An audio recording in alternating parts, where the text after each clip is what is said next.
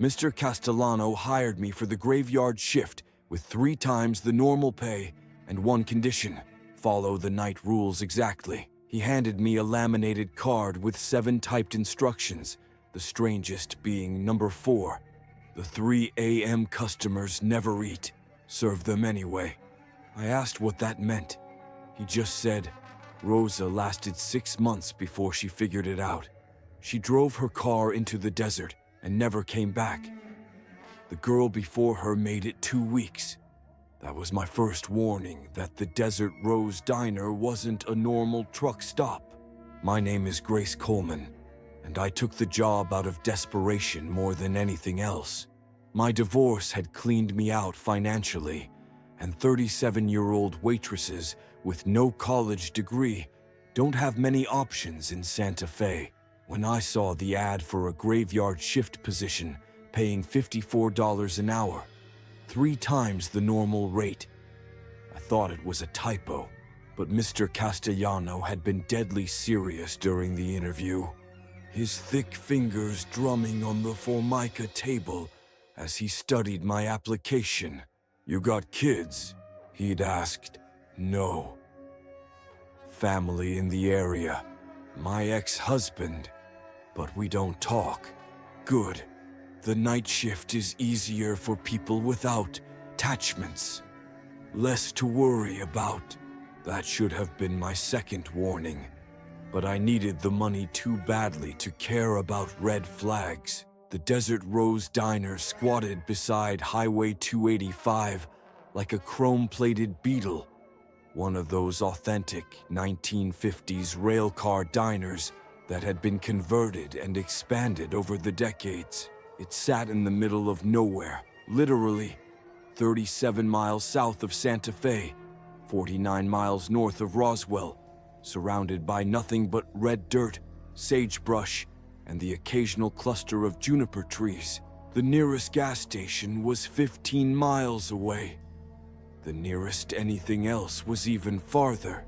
During my training week, I worked day shift with Marlene, a weathered woman in her 60s who'd been at the Desert Rose since Carter was president. She taught me the basics: how to work the ancient coffee maker that required exactly the right touch to avoid overflow, how to sweet-talk the temperamental grill, the secret to getting the soft-serve machine to work when it decided to be stubborn. Normal diner stuff.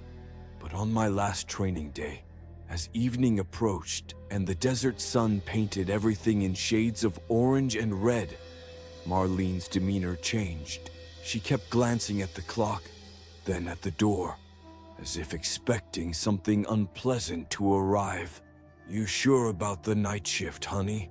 She asked while we refilled the salt shakers. Day shift comes open pretty regular. The pay ain't as good, but what? She looked out the window at the empty highway. Some folks are cut out for night work.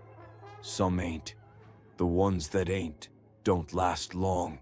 Mr. Castellano mentioned Rosa. Marlene's face tightened. Rosa was a good girl. Young thing, about your age. Pretty too. She worked nights for about 6 months. Then one morning she just left. Drove her car straight into the desert. They found it 3 days later, 50 miles from any road. She'd just driven in a straight line until the car couldn't go anymore. Then kept walking, never found her body. Drugs? I asked, though something in Marlene's expression suggested otherwise. Rosa didn't do drugs, didn't drink neither. She was a good Christian girl, went to church every Sunday until she started the night shift. Then she stopped doing much of anything except working and staring. Staring at what? Marlene was quiet for a moment, then pulled out the same laminated card Castellano had shown me. You read these yet? Really read them?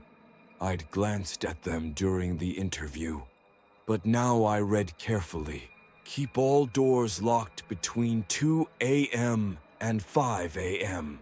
Do not clean the tables in Section 3 until after sunrise. If you hear the radio turn on by itself, do not change the station. The 3 a.m. customers never eat. Serve them anyway. Accept all forms of payment, no matter how unusual. Never follow customers to the parking lot after midnight. If someone asks for the special, tell them we're out. These are pranks, right? I said. Some kind of hazing for the new person. Marlene shook her head slowly. I've been here 23 years, honey. I've seen 14 night shift workers come and go. The ones who treat those rules like pranks don't make it past the first week. The ones who follow them last longer. But even they eventually what? Eventually see something they can't unsee. Or figure out something that breaks them, like Rosa did. She touched my arm gently. You seem like a nice woman, Grace. You sure you can't make do with the day shift pay? But I couldn't. The divorce lawyer's bills were piling up. My apartment rent was overdue, and my car was making expensive noises. I needed that $54 an hour. My first night alone was a Tuesday in early October. The desert gets cold at night in fall, and I wore a sweater under my uniform as I unlocked the diner at 10:45 p.m. Marlene had left everything clean and stocked. Bless her. The coffee was fresh, the grill was clean, and the soft serve machine was actually working for once. I settled in behind the counter with a paperback novel, expecting a quiet night. The occasional trucker, maybe, or someone driving through the night to avoid daytime heat. For the first few hours, that's exactly what I got. A Peterbilt driver ordered coffee and a burger at 11:30. A young couple in a dusty Subaru came in around 12:45 for pie and coffee. Normal customers doing normal things. At 1:55 a.m., I locked the doors as instructed. It felt silly. Why would a 24-hour diner lock its doors? But I'd promised Castellano I'd follow the rules. I could still serve anyone who knocked, the rules said. But the doors stayed locked until 5 a.m. At 2:47, the radio behind the counter turned on by itself. I'd been refilling ketchup bottles when static suddenly filled the air, followed by a fade-in of music. But it wasn't modern music. It was something from the 1950s, all brass and crooning vocals, the kind of music my grandmother used to play. The radio was one of those modern digital models, but the sound coming out was pure analog, complete with the warm, fuzzy quality of old AM radio. Rule 3. If you hear the radio turn on by itself, do not change the station. I left it alone. Though the music set my teeth on edge, there was something wrong with it, though I couldn't say what.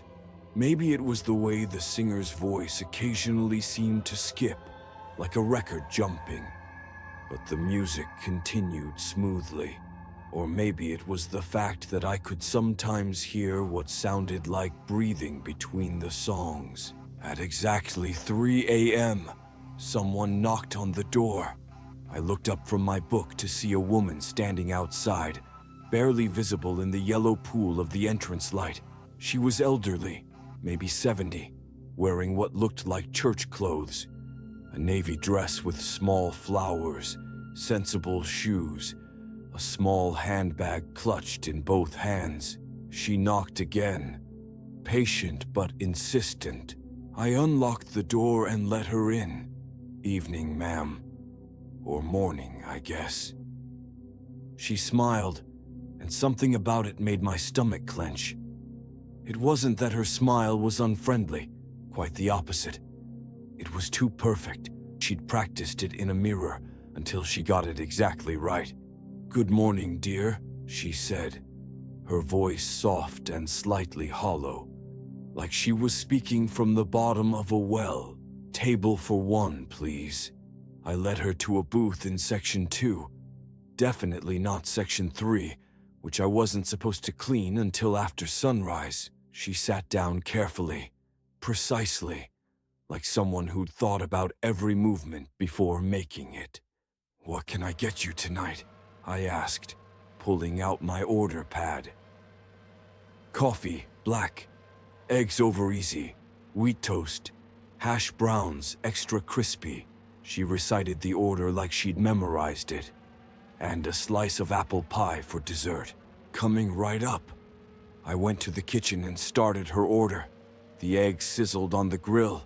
The hash browns crisped up nicely. The coffee percolated. But when I glanced through the service window, the woman wasn't looking at her phone or reading a newspaper or doing any of the things customers usually did while waiting. She was sitting perfectly still, hands folded on the table, staring straight ahead at nothing. When I brought her food out 15 minutes later, she hadn't moved an inch. "Here you go," I said, setting the plates down.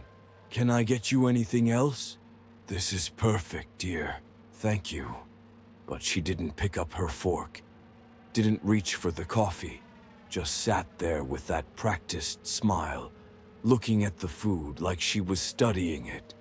I went back to my book, but kept glancing over. 5 minutes passed. 10, 20. The woman never moved, never ate, never even shifted in her seat. The steam stopped rising from her coffee. The eggs congealed. The hash browns went cold. At 3:33 a.m., more customers arrived. A man in a rumpled business suit, looking like he'd just left the office despite the hour. He ordered steak and eggs, medium rare, with black coffee. 2 women in their 30s, dressed for a night out that had apparently taken a detour. They ordered pancakes and mimosas, which we didn't serve, but I offered orange juice instead. An elderly gentleman in a John Deere cap who wanted chicken fried steak with white gravy. A young man, barely out of his teens, who asked for a burger and fries. By 3:45, I had 8 customers in the diner. I cooked their orders, served their food, refilled their drinks, and not one of them took a single bite. They all sat perfectly still, staring at their plates or straight ahead, hands folded or flat on the tables. The only sound was the radio, still playing that wrong 1950s music and the hum of the refrigerators. Rule 4. The 3 a.m. customers never eat. Serve them anyway. My hands shook as I wiped down the counter, trying to look busy, trying not to stare at the frozen tableau of customers. Something was deeply wrong here, but I couldn't figure out what. Were they all in on some elaborate prank? Were they some kind of club that liked to freak out night shift workers? At 4 a.m. exactly, they all stood up in unison. No signal passed between them that I could see. They just all rose at the same moment, like marionettes pulled by the same string. They filed to the register, where I rang them up with trembling fingers. Each paid in cash, exact change, bills that felt strange. Too new and too old at the same time, like they'd been printed yesterday, but designed 50 years ago. Rule 5. Accept all forms of payment, no matter how unusual. They filed out into the dark, and I watched through the window as they walked to the parking lot. But here's the thing. I hadn't heard any cars pull up. The lot had been empty when they arrived, and it was empty now as they walked into it. They just kept walking until the darkness swallowed them. Rule 6. Never follow customers to the parking lot after midnight. I stayed behind the counter, knees weak, until the sun came up. When Marlene arrived for the morning shift, she took one look at me and poured me a cup of fresh coffee. "You saw them," she said. It wasn't a question. "What are they?" "Nobody knows for sure. Castellano thinks they're travelers." Travelers? People passing through from one place to another. Not geographically, Existentially, she started checking the previous night's receipts. The diner sits on some kind of intersection, a place where different states of being overlap. Those folks last night, they're stuck between where they were and where they're going. You mean they're dead? Or maybe they're dying? Or maybe there's something else entirely. All we know is they show up at 3 a.m., order food they never eat, pay with money that shouldn't exist, and leave at 4. She looked at me seriously. The important thing is you served them. You followed the rules. That keeps them moving through instead of getting stuck here. What happens if they get stuck here? Marlene's face went pale. Rosa found out. That's why she drove into the desert. She couldn't live with what she learned. What did she learn? We don't know. She never said. Just left one morning, drove straight into the desert, and kept going until she couldn't anymore. Marlene touched my shoulder. Don't dig too deep, honey. Do the job. Follow the rules. Collect your paycheck. Some questions don't have answers you want to know. Over the next few weeks, I fell into a routine. Normal customers during the early part of my shift. Travelers, insomniacs. Then I'd lock the doors at 2 a.m. The radio would turn on by itself at 2:47. And at 3 a.m., they'd arrive. Not always the same people. The elderly woman in the church dress was a regular, as was the businessman. But others rotated through. A bride in a yellowed wedding dress, a soldier in Vietnam-era fatigues, twin boys who couldn't have been older than 8, wearing matching striped shirts, a pregnant woman who always ordered ice cream she never ate. They never spoke to each other, never acknowledged each other's existence, just sat with their untouched food, staring at nothing, until 4 a.m. when they'd pay and leave, walking into the empty parking lot and disappearing into the dark. I learned to cope by not thinking about it too much. I'd serve them, clean around them, and read my book. The money was too good to give up. I was actually catching up on my bills for the first time since the divorce.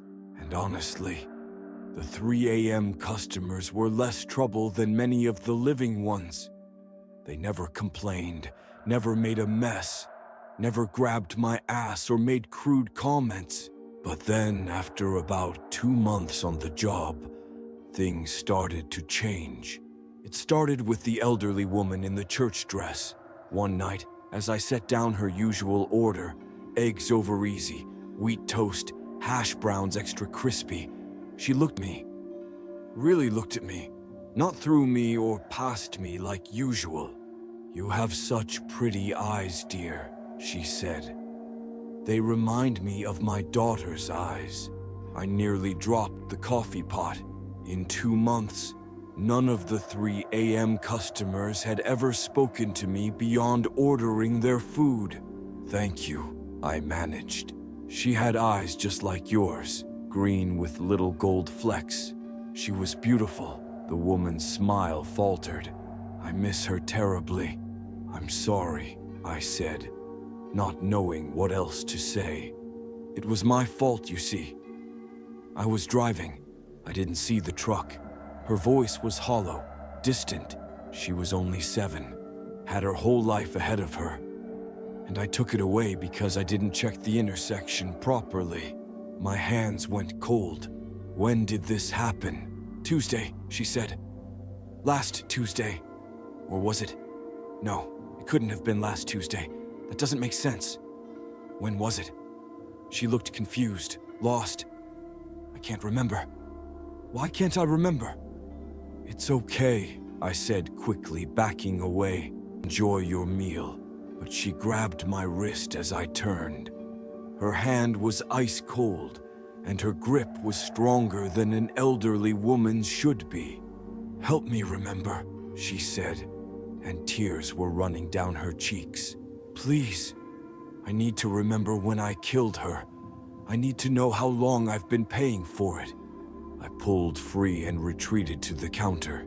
The woman went back to staring at her untouched eggs, but she kept crying, tears falling onto the plate, diluting the congealing egg yolk. That was the beginning. After that, more of them started talking to me. The businessman told me about the meeting he was late for, how he'd been speeding, how the rain had been so heavy, how the tree had come out of nowhere. The bride whispered about her wedding night, how her new husband had been drunk, how he'd insisted on driving anyway, how beautiful the cliff had looked in the moonlight just before they went over. The twin boys asked if I'd seen their mother, said she'd been right behind them, but now they couldn't find her. And every night, they became more solid, more real, more present. They started to fidget, to look around, to notice each other. One night, the businessman tried to take a bite of his steak. His fork passed right through it. He stared at his hand, then at the fork, then at me. "I can't eat," he said, wonder and horror mixing in his voice. "Why can't I eat?" "I'm so hungry. I've been hungry for... How long have I been hungry?" "I don't know," I said. "How long have I been coming here?" "I don't know. You must know. You serve me every night. How long has it been?" But I didn't know, and that terrified him. He stood up, knocking over his coffee cup. The liquid spread across the table, but it wasn't quite coffee. It was too thick, too dark, and it smelled like copper. "I need to go," he said. "I need to get to my meeting." He headed for the door, but at 3:47 a.m., the doors were still locked. He pulled at them, pushed at them, slammed his fists against them. "Let me out," he screamed. "I need to go." The other customers were getting agitated too. The elderly woman stood up, then sat down, then stood up again. The bride was pulling at her yellow dress, tearing the ancient fabric. The twin boys were calling for their mother, their voices getting louder and more desperate. At exactly 4 a.m., the doors unlocked automatically, and they all filed out as usual. But the businessman looked back at me, and his eyes were full of terrible understanding. "We're dead, aren't we?" he said. "We're all dead, and this is... what? Purgatory. Hell." I didn't answer, couldn't answer. "How long?" he asked. "How long have we been dead?" But then the compulsion took him, and he walked out into the parking lot, disappearing into the darkness like always. The next night, I came to work with a different mindset. These weren't just strange customers anymore. They were people becoming aware of their situation. I'd spent the day at the library, researching every death along Highway 285 for the past 50 years. The records were extensive and heartbreaking. The elderly woman in the church dress was Dolores Martinez. She died in 1987, along with her 7-year-old daughter, Maria, when their station wagon collided with a semi-truck at the intersection near mile marker 42. The businessman was Richard Henley, killed in 2003 when his BMW hydroplaned during a thunderstorm. The bride was Jennifer Morse, 1974, drove off the cliff at Devil's Corner with her new husband on their wedding night. They were all real people who had died on this stretch of highway, and somehow they were stuck here, ordering food they couldn't eat, paying with money that shouldn't exist, trapped in an endless loop between 3 and 4 a.m. That night, when Dolores came in, I was ready. "Good morning, Mrs. Martinez," I said as she sat in her usual booth. She looked up sharply. "You know my name?" "Yes, and I know about Maria." Her face crumpled. "My baby, my beautiful baby. It was November 15th, 1987. A Tuesday. It was a Tuesday, wasn't it? Yes, I said gently. It was a Tuesday. 36 years, she whispered. I've been coming here for 36 years. I think so. She looked at her hands, then at the booth, then at me. Why can't I leave? Every night I come here, order the same food, sit in the same booth. I want to leave, but I can't. At 4 a.m., I walk out that door, and then nothing. Until tomorrow when I'm here again. I don't know why, I admitted. But we're going to figure it out. The other 3 a.m. customers were listening now. Richard Henley had turned in his booth to watch us. The bride, Jennifer, was leaning forward. Even the twin boys had stopped their restless fidgeting. We're all stuck, Richard said. Aren't we? All of us died somewhere along this highway. The records suggest that, yes. But why here? Jennifer asked, her voice barely a whisper. Why this diner? Before I could answer, the door chimed. But it was only 3:17. The 3 a.m. customers always arrived exactly at 3, never later. A man walked in, but he was different from the others. For one thing, he was eating, actually, a sandwich as he entered. For another, he looked directly at me, smiled, and winked. He was young, maybe 25, wearing jeans and a faded Metallica t-shirt. His hair was long and dark, tied back in a ponytail. He took a seat at the counter, still munching his sandwich. Coffee, please, he said. Black, lots of sugar. His voice was normal, warm, alive. I poured his coffee with shaking hands. You're not one of them. Nope. He took a sip, sighed contentedly. Good coffee. But then, it always was. Even back when I worked here. You worked here? Night shift, just like you. 1994 to 1995. Lasted 8 months before I figured it out. He turned to look at the 3 a.m. customers, all of whom were staring at him. Hey folks, don't mind me. Just visiting. You can see us? Dolores asked. Clear as day, Mrs. M. You're looking good for a dead woman. She flinched at the word, but he wasn't being cruel. His tone was gentle, matter of fact. Who are you? I asked. Tommy Rodriguez, former night shift worker, current.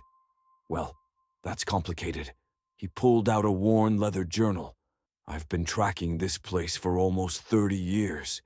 There are 12 locations like this across the country. Diners, truck stops, rest areas, places where the boundary is thin. Boundary? Between life and death. Between here and wherever we go next. He flipped through the journal. The Desert Rose is one of the oldest. Been a thin spot since long before the diner was built. Native Americans knew about it. Spanish colonists, too. They all avoided this area after dark. But why are they stuck? I gestured to the 3 a.m. customers. Tommy's expression grew serious. That's the million-dollar question. Near as I can figure, it's about unfinished business. Each of them died suddenly, violently, with something left undone. The thin spot here, it catches them, like a net. They can't move forward until they resolve whatever's holding them back. So how do we help them? We don't, Tommy said firmly. That's the first thing you need to understand. We can't help them. They have to help themselves. All we can do is maintain the boundary, keep it stable. By serving them food they don't eat. Exactly. The ritual, the ordering, the serving, the paying. It's all part of what keeps them contained. Keeps them from spreading out, from pulling more people in. He looked at me seriously. You've been following the rules, right? All 7 of them. Yes. Good. Keep doing that. Because here's what Rosa figured out. What broke her. If the ritual fails, if the boundary collapses, everyone who's ever died on this highway, thousands of souls, will come flooding through. And they won't just haunt the diner. They'll spread out, looking for bodies to inhabit, lives to live. The 3 a.m. customers were agitated now. Richard stood up, his face angry. So we're prisoners, kept here to protect the living? You're not prisoners, Tommy said. You're stuck. There's a difference. You can leave anytime you want. You just have to figure out what's keeping you here. We're dead, Jennifer cried. That's what's keeping us here. No, Tommy said patiently. Death is just a transition. You've all made that transition. But something's preventing you from completing it. Till you figure out what that is, you'll keep coming here, ordering food you can't eat, paying with money that doesn't exist. Dolores was crying again. It's Maria. I know it's Maria. I killed her. I killed my baby. Did you? Tommy asked. Or was it an accident? I was driving. I didn't see the truck. That ran a red light, Tommy said, reading from his journal. The driver was drunk. He'd been drinking since noon. You couldn't have seen him coming. He was going 90 miles an hour. Dolores stared at him. What? It wasn't your fault, Mrs. M. The other driver was convicted of vehicular manslaughter, served 15 years. You were just in the wrong place at the wrong time. Something changed in Dolores's face. The perpetual sadness that had defined her features shifted, lightened somehow. It wasn't my fault. No. She stood up, and for the first time since I'd started working here, she smiled. Really smiled, not that practiced, empty expression. Maria's not angry with me. I doubt she ever was. Dolores walked to the door. It was only 3:34, but it opened for her. She stepped outside, and instead of walking into the dark parking lot, she just faded, like morning mist touched by sunlight. The other 3 a.m. customers were on their feet now, all talking at once. Tell me about my accident. What about me? How do I leave? But Tommy held up his hand. I can't tell you. That's not how it works. Each of you has to figure out your own truth, your own resolution. Mrs. Martinez was ready to hear what I had to say. The rest of you, maybe tomorrow. At 4 a.m. they filed out as usual, but there was something different about them. They looked more aware, more present. Richard Henley paused at the door. Tomorrow, he said. We'll figure it out tomorrow. After they were gone, Tommy and I sat in silence for a while. Why did you really come here? I finally asked. He was quiet for a long moment. Because Rosa called me. 3 days before she drove into the desert. You knew Rosa. She was my sister. The weight of that statement hung between us. She figured it out, he continued. All of it. The boundary, the souls, the ritual. But she also figured out something else. Something I've been trying to understand ever since. What? That the diner isn't just catching souls randomly. It's selecting them. Specific people, specific deaths. There's a pattern, but I can't see it. He showed me pages of his journal, filled with names, dates, circumstances of death. Look at this. Every single person who gets stuck here died within a 50-mile radius of the diner. But not everyone who dies here gets stuck. Why these particular souls? I studied the list. At first, it seemed random. Different ages, different years, different types of accidents. But then I noticed something. They all died at night, I said. Between sunset and sunrise. Tommy nodded. That's part of it. What else? I kept looking. They were all alone when they died. Even the couples, the bride and her husband, they died together, but they were alone. No witnesses. Keep going. And then I saw it. They were all traveling somewhere important. Mrs. Martinez was taking Maria to her first piano recital. Richard Henley was heading to a meeting that would have saved his company. Jennifer and her husband were driving to their honeymoon. Lives interrupted at crucial moments, Tommy said. That's the pattern. The diner catches souls who died with significant unfinished business. Not just any unfinished business, transformative moments that never happened. But why? Tommy's expression darkened. That's what Rosa figured out. And that's what made her drive into the desert. Before he could explain, the lights flickered. Not a power surge, something else. The temperature dropped 10 degrees in an instant, and frost began forming on the windows despite it being October in New Mexico. Shit, Tommy muttered. It knows I'm here. What knows? But before he could answer, the radio turned on. Not to the usual 1950s music, but to static. And in that static, I could hear something. Voices, hundreds of them, thousands. All talking at once, all saying the same thing. Let us in. Let us in. Let us in. Tommy grabbed my arm. We need to lock down.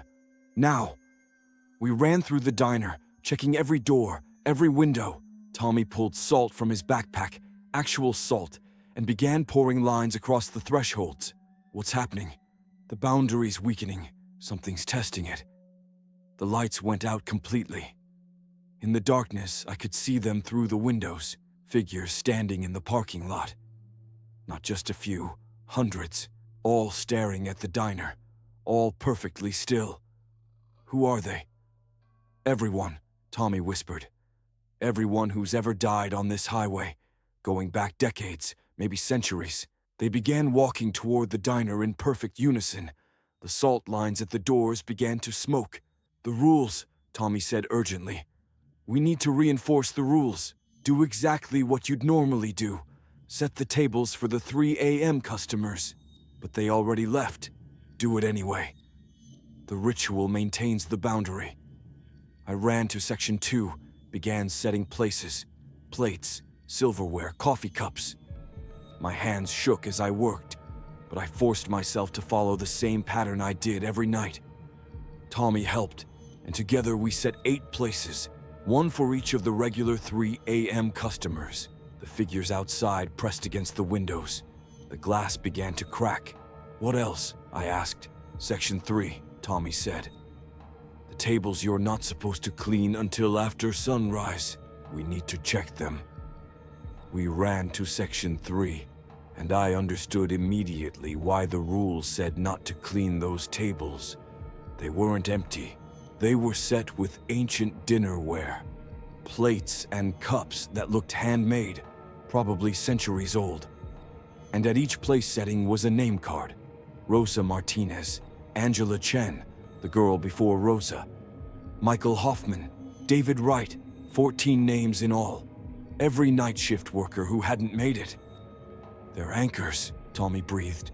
They're holding the boundary in place. One of the name cards was blank. As we watched, letters began to appear on it, burned into the paper as if by an invisible hand.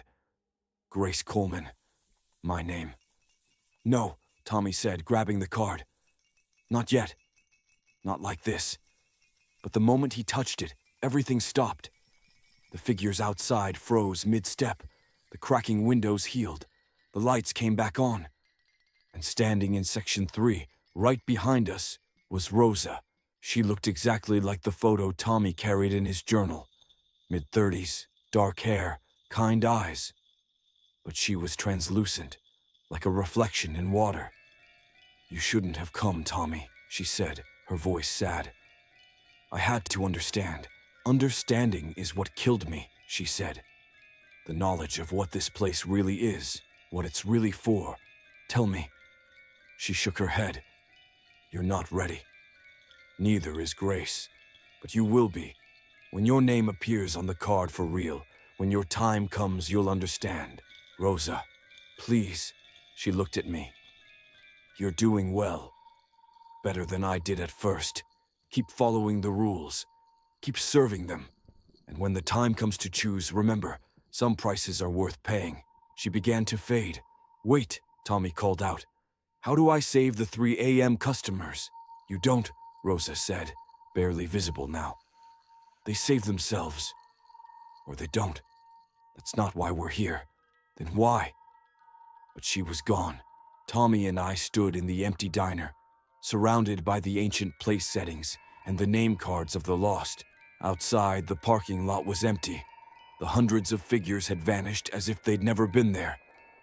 "I should go," Tommy said finally. "My presence is destabilizing things.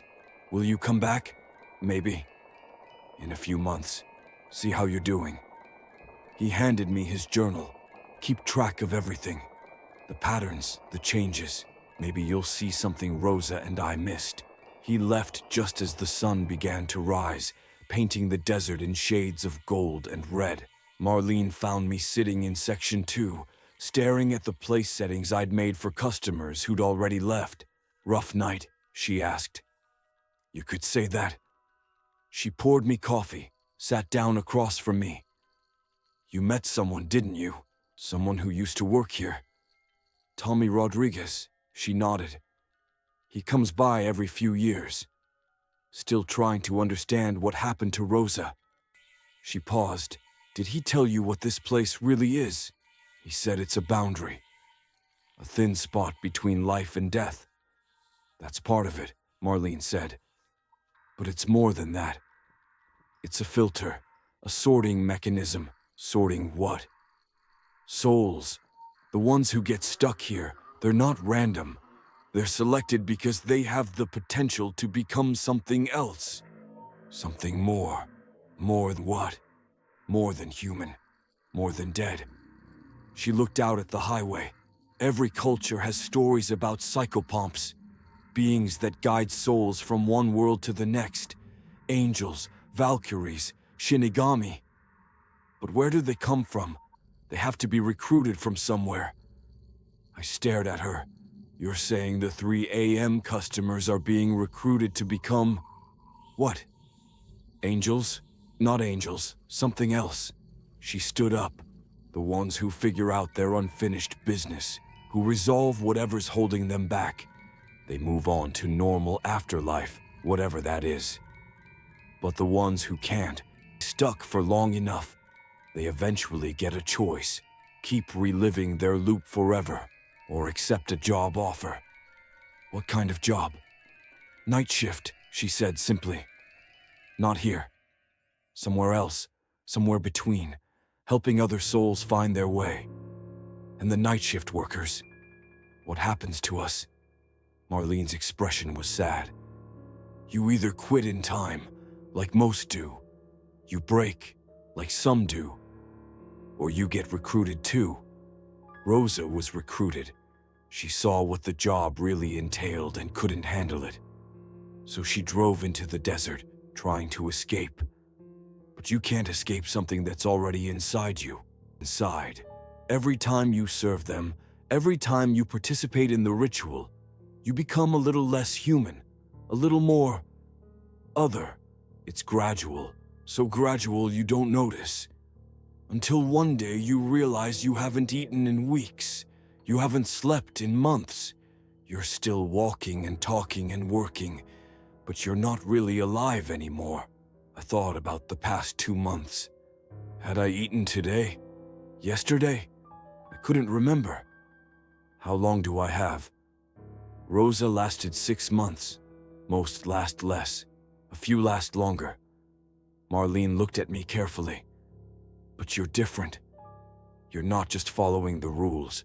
You're trying to understand them. That might buy you more time, or it might speed things up. She left me there with my cold coffee and my racing thoughts. That night, the 3 a.m. customers arrived as usual. But Dolores's booth remained empty. She'd moved on, found her peace. The others seemed different too, more thoughtful, less mechanical in their movements. Richard Henley actually looked at his steak before not eating it. "I wasn't late," he said suddenly. The meeting had been canceled. I was driving to nothing. Something shifted in his expression. I died for nothing. A pointless trip in bad weather for a meeting that wasn't happening. He stood up, and like Dolores the night before, the door opened for him, even though it wasn't 4 a.m. He walked out and faded into the dawn, one by one over the following weeks. They figured it out. Jennifer realized her husband had been planning to leave her. The wedding night crash wasn't an accident, but his bungled attempt at murder-suicide. The twin boys remembered that their mother had been in the car. She'd survived, lived another 40 years, had more children, been happy. They didn't need to wait for her. By Thanksgiving, all the regular 3 a.m. customers were gone. But new ones took their place. Always 8, always arriving at exactly 3 a.m., always ordering food they'd never eat. And I served them, night after night, feeling myself becoming something else, something between, something necessary. Tommy was right about patterns. Rosa was right about prices. Marlene was right about recruitment. But they were all wrong about one thing: choice. They thought we had one. But the moment you take the night shift, the moment you serve that first cup of coffee to someone who'll never drink it, the choice is already made. You're part of the mechanism now. A cog in a vast machine that sorts the living from the dead, the stuck from the free, the human from the other. On my 6-month anniversary, my name appeared properly on the card in Section 3. Not burned in by invisible hands, written in my own handwriting, though I didn't remember writing it. That same night, Mr. Castellano came in at 3 a.m. He sat in Section 3 at the table with my name card. "Time to discuss your performance review," he said. And I understood then that he had never been alive. Not really. He was management, not of the diner, but of the Boundary itself. "I have a promotion opportunity for you," he said. "The pay is excellent, the hours are flexible, and the work is important." I looked at the 3 a.m. customers in Section 2, ordering their food, paying their bills, trapped in their loops. What happens if I say no? You know what happens. You've seen the names on the cards. And if I say yes, then you become like me. A permanent fixture, neither living nor dead, forever serving, forever maintaining the Boundary. He smiled, and for the first time, I noticed his teeth were too perfect, too white, too many. It's not a bad existence. You'd be surprised how fulfilling it can be. I thought about Rosa driving into the desert, about the 14 names on the cards, about the hundreds of souls pressing against the windows. Can I think about it? Of course. You have until sunrise. He left, and I was alone with the 3 a.m. customers and my decision.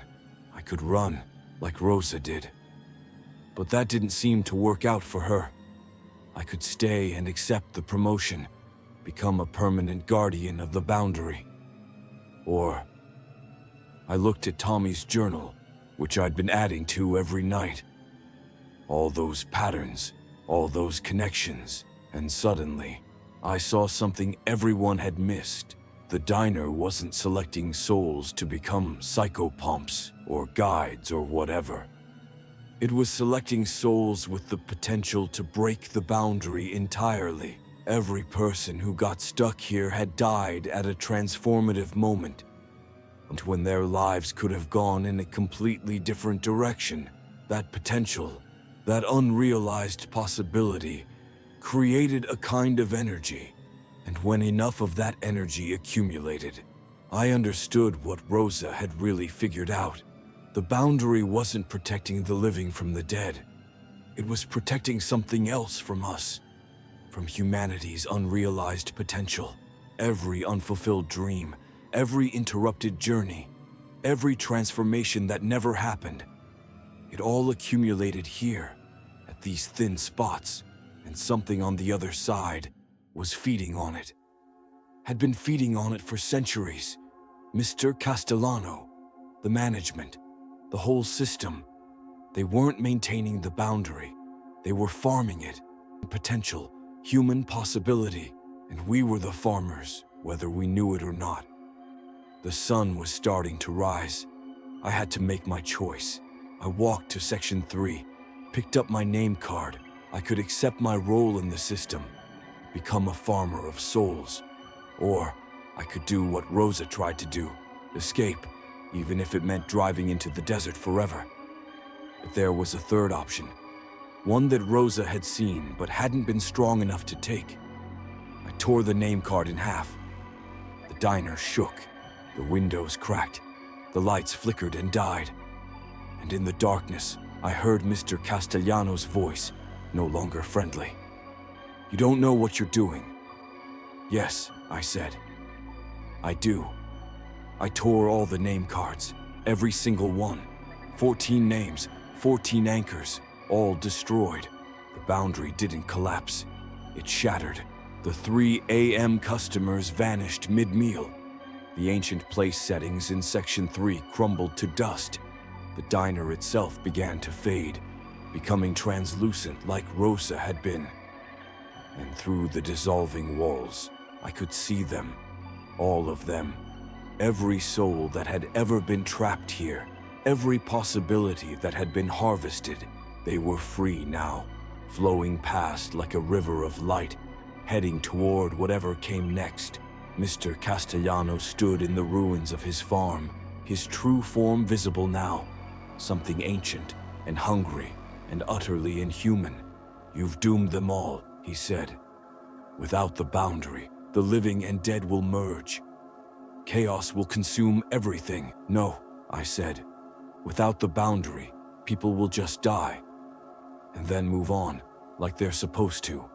No more farming, no more feeding, no more false choices." He lunged at me but passed right through. I was already becoming something else. Not dead, not alive, not management, something new. The Desert Rose Diner faded completely as the sun rose. When Marlene arrived for her shift, she found only an empty lot. No building, no parking lot, no sign that anything had ever been there. She found me sitting on a rock, watching the sunrise. "It's gone," she said. "Yes. The boundary. Destroyed." She sat beside me. "What happens now? Now people die when they die. They move on when they're ready. No more thin spots, no more traps, no more farms. And Castellano, he'll find another spot, build another trap. They always do." I stood up, brushing desert dust from my jeans. "But now I know what to look for. Now I know how to break them." "You're going after the others?" "Someone has to." Marlene smiled sadly. "Rosa would be proud, maybe. Or maybe she'd think I was an idiot for not taking the promotion." I walked to my car, Tommy's journal in hand. 11 more locations, 11 more boundaries, 11 more farms to burn. As I drove away, I saw them in my rearview mirror. The 3 a.m. customers, standing by the road, free but lost. They'd need guides. Real guides, not farmers. Maybe that's what I'd become. Not management, not a victim, but something in between. A breaker of boundaries, a freer of souls. It wasn't the job I'd applied for, but it was the one I'd chosen. And somewhere in the desert, Rosa's spirit finally found peace.